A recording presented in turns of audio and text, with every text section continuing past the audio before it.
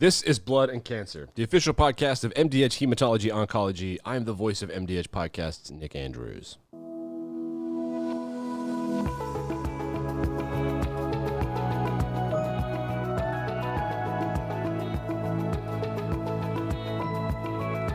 And welcome to this episode of Blood and Cancer. I am Nick Andrews. Dr. Henry is unavailable to do our intro for this episode, so I'm just flying solo to kind of introduce you guys to the show.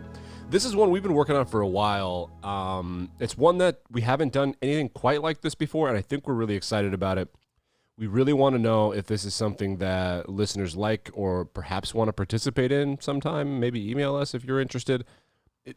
Dr. Henry is meeting with his trainees to go over cases. This is a case study with 3 different cases with his trainees. So we apologize for some of the audio quality, as if you remember your training, or if you're in training now, that not everyone is available at all the same times, obviously. So some of the cases were recorded at separate times and using separate technology. So we apologize if there's some abrupt audio differences. I think cases 1 and 2 will be similar, but case 3 is a little bit different audio quality. So we apologize for that. If you want to check in the show notes where the cases, what they are, and any background information, all of that is available wherever notes are found in your particular app.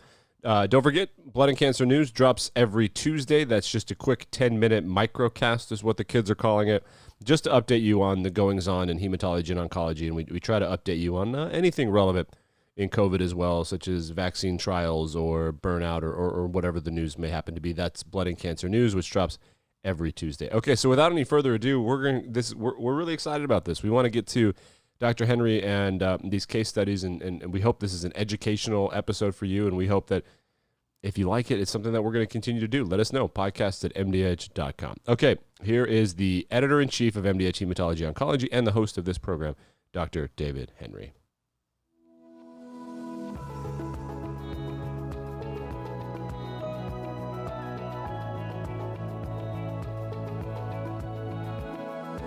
Welcome again to Blood and Cancer. I'm your host, Dr. David Henry, of this podcast, Blood and Cancer, and we're delighted you can join us today for something a little bit different. We've been ordinarily doing thought leader interviews and occasional NBA star, which happened a few weeks ago, but mostly thought leaders in this or that hematology or oncology with an occasional journal club, and maybe a little bit different approach today. We're going to discuss a couple cases that actually could be real or hypothetical. We'll let you be the judge, that happen in hematology. And so I'm delighted to be joined today by 3 of our residents. We have 2 rising stars in our second year, Sheila De Young and Debika Shinohara, and our chief resident, Ronak Mistry. So welcome to all 3 of you. Thank you for having us. So delighted to have you and to showcase our wonderful stars here at Pennsylvania Hospital. So we'll start with Sheila. And so we're going to go through a case of hematology, and Sheila and I will go back and forth, and of course Ronak can chime in if he wants, and talk about this particular case and what is it and what we do about it. So you're called to the emergency room on a weekend. You're on call late on a Sunday afternoon. It's been a good weekend. You haven't had too many admissions. And the emergency room calls you and says, we're going to put this patient on our observation unit, as we call it here, OBS. And you say, why? And they say, well, her platelet count is 4. Oh, okay, tell me more. So the emergency room says, well, she's 50. We've done a pregnancy test, although she's had change of life, and it's negative. And she has no other significant medical problems. She has, on her physical exam, they've looked at lymph nodes, no, liver, and in particular spleen, not palpable. And they show you a little, in this era of texting, they show you a little picture of her legs, and she has obvious petechiae. Her CBC comes back that her hemoglobin is 13, normal MCV. Her white count is normal 6.5, normal differential, and her platelet count is read out as 4. So you go down and see her. And so Sheila, what are you thinking as you see her? So I think this is a really fun case. One of the first things that struck me when you were talking was how you mentioned her first, her physical exam being that she had no palpable splenomegaly. That will become key later on. And another thing is the mention of her cell line. So her hemoglobin was normal, her white count was also normal, and it was just an isolated thrombocytopenia, which becomes important in the differential for thrombocytopenia. So I think when thinking about thrombocytopenia, there's a couple important things we want to take into consideration. One of them being decreased destruction, increased destruction, Correct. one being decreased production, and an important one that is kind of a gratifying one when you look at it under the microscope is whether this is pseudothrombocytopenia. So you're going to look at a smear first to be sure this is real, because as you know, high platelets are almost always real, and low platelets, to remind our audience, they're drawn on a CBC tube, which is EDTA, and about 1 out of 100 people don't like that. Their blood doesn't like it, and they can clump. So let's say you've gone to the lab, you've confirmed she's 4 or really low, and some of them are increased in size, means they're young, and the reds and the whites look okay. So what are you thinking now in terms of decreased production, increased destruction? Okay, so being that the red cells and white cells look normal, you would, I think at this point, start honing in on decreased, I'm going to keep going backwards with this, increased destruction. No problem. And so at this point, an important consideration might also be, in terms of the red cells, seeing if there's no schistocytes, thinking about TTP, HUS, any kind of microangiopathic Right. cause of thrombocytopenia as well. And the fact that those platelets are a little large, we have no retic count of platelets to see their production being decreased production, increased destruction. So large platelets are young platelets. So that fits with your thinking now that she's increased destruction. And then, of course, so why? Now, what would you like to know or work yourself through that it may be mediated by this or that increased destruction? Sure. So the first thing that comes to mind in terms of increased destruction would be either immune mediated, meaning antibody mediated or not. Some of the things that can cause non-antibody mediated could be things like HIV, hepatitis C, infectious causes, versus autoimmune destruction. So diseases, as you say, I think of it as ITP-like, so it's not really idiopathic immune, but they might have a disease which likes to make antibody. And so HIV, CLL, and lupus being the prototypical autoimmune disease. So she doesn't have those. We live in a perfect magical world. Her HIV is negative, her Hep C is negative, Hep B is negative, and there's no autoimmune flavor to her labs. So now it might just be default ITP. Now, how about antibody not? What disorders? I think you've mentioned TTP, vasculitis, sepsis. CLL. So destruction without an antibody would be usually someone pretty sick. So as you know, I like to teach third floor where ICUs are. They're usually that sick, and she's in the ER, walked in. So now you've taught yourself into ITP. And the ER attending says, listen, we got to get her upstairs. So let's write some orders. So what might you treat her with acutely to help that platelet count of 4 with obvious petechiae? Okay, so for treatment for ITP, I know that there's different approaches in terms of long-term treatment versus acute treatment. Acutely, if we're thinking antibody-mediated, we want to give IVIG, and I think it's usually for a few doses, and then we'd also want to start steroids as well. Absolutely right. And the thinking is 60 milligram prednisone or its equivalent. You can do it IV or orally. And the IVIG, there's a couple different doses, 0.4 gram per kilogram or 1 gram per kilogram. I think our particular patient got the higher dose. And did it work? I know you know this case, our theoretical case. So did it work? They did. So slowly but surely her platelets started increasing. She also was initially having some mucosal bleeding as well, and so that had resolved after the first day as well. So it was a really gratifying thing to see it slowly creeping up. Okay, and so it worked, and she's in the hospital a few days and goes home, and you're consulting now, and the attending in the house to say to you, well, we're stopping IVIG, we're stopping steroid. Shouldn't we think of a long-term fix? Or there may be a couple, 3 choices you might think of for a long-term fix when she comes to see you in a few days in the clinic. Okay, so some of the considerations, obviously being on steroids long-term poses certain risks as well. So steroids is something as a mainstay to hopefully suppress antibody-mediated destruction, but there's also the opportunity for splenectomy, which traditionally was used, but also poses its own risks. There's also thrombopoietin agonists, which could be used, and rituximab as well as another mainstay for treatment. So I couldn't agree more. I like to tell patients and teach that take out one of the policemen. So the platelets are fine, but they've got an antibody stuck to them, so the spleen removes it. So you could take out that policeman or that RE removal spot, or you could try and dial down antibody production with rituximab, or you could try and make more platelets. And we have these things called TPO mimetics, just as you say. They come as a shot, rimiplostim, or as pills. Eltrombopag would be the outpatient pill, and there's some others developing, but that's the long-term fix. And in fact, our theoretical case has done very well. She leaves the hospital, gets put on the pill, and is now taking it maybe indefinitely. Most people, well, many people in my experience say, well, I don't want my spleen out, and I don't want that, quote, chemo drug, which is rituximab, but I'll take those pills. And she did, and she's done very well. Any other comments you have that you learned from this case? I think that it was really interesting to see how quickly the platelets start responding back after you start appropriate treatment. And I also think that shared patient decision-making was also important here, in the fact that she was someone who was not keen on having a splenectomy. She would have to have a fairly large surgery. And the decision to be on steroids for a long term also comes with its own risk. So I think that her decision and shared decision making in starting a TPO agonist was just a fun conversation to have too.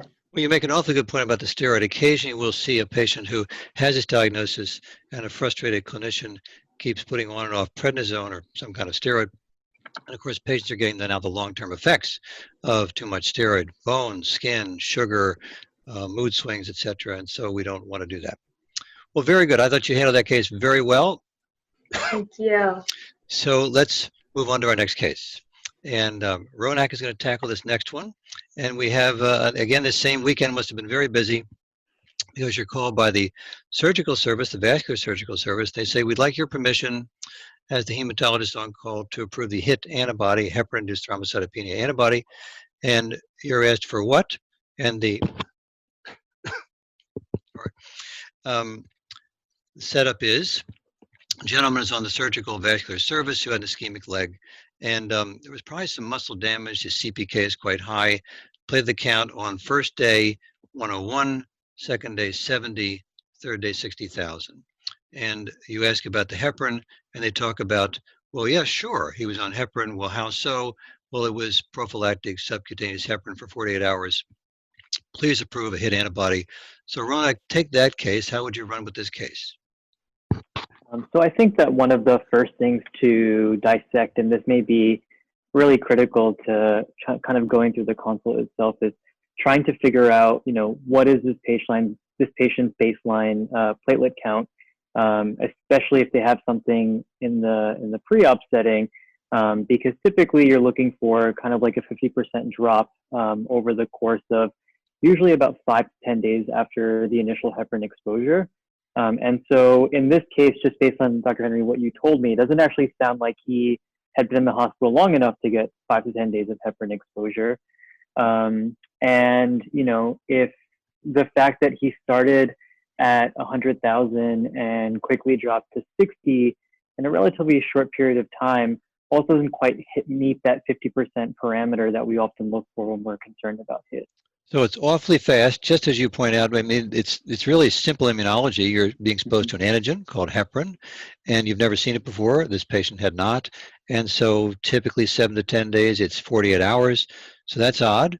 And he has sub-Q heparin, which in our literature, that's pretty uncommon to cause this, seems to need to be intravenous. And again, it's very fast.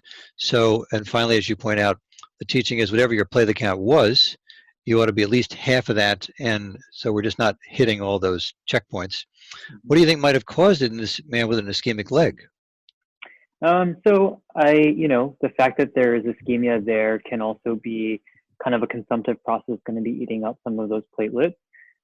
Furthermore, I can't imagine that he's well appearing and overall doing well if he's got an ischemic leg. So critical illness itself can predispose people to thrombocytopenia. And then, of course, we have to always look into drugs as our most common offender of causing thrombocytopenia in the inpatient setting. So kind of doing a more thorough workup of all the other things that come with being in a hospital that could be contributing to this. So other causes for sure, and his CPK actually was over 4,000 on day 1 and day 2 as they started to perfuse the leg better, came down to 3,000. So we have tissue injury, and whenever the circulation touches the tissue or tissue into circulation, you activate coagulation. And just as you said, sick patient, coagulation activated, he almost certainly dropped his platelets for that. He's consuming, dropped them for that reason. And to finish the case, to what they wanted to have done, had we agreed, which I think we did not, was to send off the 2 tests, the ELISA, the immunolinked sorbent assay, looking for platelet factor 4, looking for some activation release of platelets consistent with the HIT antibody, and then the confirmatory test, the SRA, serotonin release assay, would have been added as well. But on a Sunday, you'd have to bring in the techs and the attending, and this didn't fit, and so we said, we think there's another cause, and didn't do it in that case. So very good. Anything else you would want to say about HIT in your experience? No, I think just other than the fact that I think that it's important to have a low threshold to at least be suspect, especially in someone that's very, very ill. But in many of the cases rather, where this has been, a question from a team to the hematologist as the consultant, it's often not, and there's usually some other reason as to why it's happening. I think probably the most frequent thing I've seen are people that are, very sick or on dialysis or any sort of circuit. I think those are often things that you see in the hospital in these patients that are very ill. So just making sure that you're doing a thorough investigation before sending off that antibody, because having a diagnosis of HIT on your patient record is going to prevent this person from getting a very important medication for the rest of their life, essentially. So you just want to make sure you're doing your part to look out for the patient. Couldn't agree more. And to finish out this case, if it had been more appropriate, 7 to 10 days, IV heparin started high, went to 50% or less, we in the past would say, well, just stop the heparin. And of course, that's not enough, number one, and we'll say in a minute why not. And number two, let's say the platelet count went to 20, and we better give this patient platelets. This is one of the few times when you don't give platelets, because as we like to teach, when you're checking the antecubital fossa, checking the blood, the platelets aren't there. They're all clumping out the periphery. So if you give more platelets, you give more fuel, and this is how we lose digits, toes, legs, and arms. So one of the few cases, and they rarely bleed, so where you don't give platelets, and of course you can't just stop the heparin and move on. Why not? Why couldn't we just stop the heparin and leave it at that? Yeah, so the underlying pathophysiology of this disease is that you have antibody formation against the actual heparin binding to red blood cells. And so because of that, you're breaking up platelets, which means that you're releasing all the factors that are found within platelets, which actually makes these people prothrombotic, which is counterintuitive to a lot of people when they're becoming thrombocytopenic, but in fact, they're prothrombotic. So unless you put them on anticoagulation to prevent thrombosis from happening, this can easily then escalate to somebody, in his case, maybe developing some other like ischemic digit or leg. And the scary part of these is that in addition to obviously a predisposition to vascular and venous thrombosis, you also run the risk of arterial thrombosis with HIT. And so that's always, going to be a much bigger concern for the patient. Yeah, exactly. And so I think of them as prothrombotic, just as you said. It's in the first week off the heparin is probably the highest. It begins to fall off, but we think of it like 30 days. And something like fondaparinux or argatroban, something needs to be done to carry them through this procoagulant period of time. Well, I thought these first two cases have done so well. Our next resident will be Debika. So we'll give her the case in just one moment. So continue with our next case. We have our wonderful resident at Pennsylvania Hospital, Debika Shinohara, and she's agreed to hear this next case. And so let me give her the setup and we'll go back and forth. So I saw this patient. She's 45, referred to us for anemia, and her hemoglobin was 8. Young, healthy, very fit, menstruating female. And interestingly, in her history, she said for the past 4 months or so, I've had some fevers on and off, occasional night sweat, and some weight loss.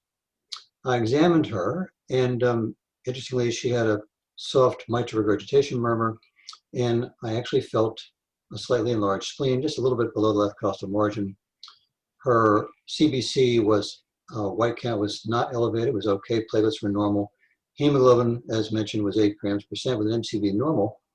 And so I thought we might stop there and see what she would do. She's anemic. We'll get into her fever and exam, but anemia workup, what would you like to know from me? Yeah, so Dr. Henry, I think with starting with an anemia workup, I think it would be great to start by getting a reticulocyte count if possible. Agree, and so that, of course, you want to know, is she underproductive or is she increased destruction? And hers came back at 2%. There's a little formula you can always use, but I like to teach less than 5 is usually low, less than 5%, over 10 is usually high. So she was 2%, she was low underproductive. Anything else you'd like to know from her labs? I think to round out an anemia workup, it would be great to get B12 as well as a folate level if possible.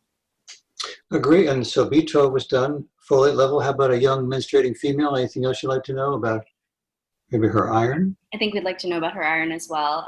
We'd look at ferritin possibly, as well as other iron studies, including the transferrin saturation, total TIBC as well, in addition to iron levels. Correct. So those were done, and her ferritin, as everybody knows, an acute phase reactant. There's something going on. She has fever, so it was a little curious in terms of being 40. Now, I like to tell patients, if you're feeling fine, your ferritin's 40, you're okay. But if you're inflamed and she's got fever, maybe ferritin is not actually telling us about iron repletion because it may be partly elevated because of her inflammation of fever, maybe infection. And as you suggested, the actual iron binding and transferrin saturation were all low. And so this fits with the model of anemia of inflammation, so-called chronic disease. So something's going on with her. So we now have a teasing ferritin, maybe not that high and not that low. B12 folate fine, retic count is low, and she has a fever for 4 months, mitral regurgitation murmur, and a palpable spleen. What would you like to know next? I think just for the sake of thoroughness, I wouldn't mind looking at a peripheral smear as well. Mm-hmm. Fair enough. Always, any hematologist, always the right answer. So she had red cells, which are NC, normochromic normocytic, platelets, which were maybe a touch larger than usual and not high. And her white count, she had top normal with no left shift. And I think given the history that you provided with a new murmur as well as a palpable spleen and this ongoing fevers, I think it might be prudent to get a set of blood cultures as well. Absolutely. And so we sent a urine culture and blood cultures, and the next day they came back positive. 4 out of 4 bottles were strep viridans. I was talking to medical students about this. They said, well, you know, Dr. Henry, this is long-term infective endocarditis. Did you look for any other physical findings? And I said, well, what do you mean? What are they asking me? They must have been asking if you were looking for possibly Janeway lesions. Mm-hmm. I think other systemic manifestations of systemic endocarditis, including osseous nodes and Roth spots. Yeah. So, you know, we don't see much these days a long-term infective endocarditis. It was felt way back when that it's an autoimmune phenomenon, and the Janeway lesions, just as you said, I always try to remember them. You make with your hand up, you make a J with your hand, and in the palm of your hand, they don't hurt because osseous nodes, you make an O with your fingertips. They occur on the fingertips, and you say, ouch, because they hurt. And raw spots can be seen in the retina or in the conjunctiva. And actually, I amazed myself. I thought of that and looked for these because her presentation was so interesting. New murmur, new spleen, fever. And she had none of those. So she was quickly admitted and put on IV antibiotic. And our infectious disease doctor said to me, now, you know, if she'd had strep bovis, that's a whole different set of possibilities. What do they mean? I believe they may have been talking about the association between strep bovis and right-sided colon cancer. Yeah, so of course, another rare upon rare association. That's quite true. If you have infective endocarditis and strep bovis, there's a very high association with colon cancer, particularly right-sided. She was not, she was strep viridans, and then went on to have an echo to take a look at why she had this murmur.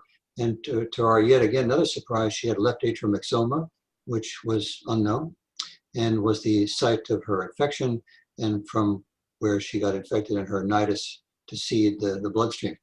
And so she went on to have, of course, antibiotics and surgery to remove it, and happy ending, has done very, very well. So I guess in summary, what we've covered is the anemia workup, and you said very well you'd like to see retic, butyl folate ferritin smear, and you worked me over well for the findings of infective endocarditis and the positive cultures, and of course possible what to think of as Streptococcus bovis, and she didn't have that, but would have been most interesting for colon cancer.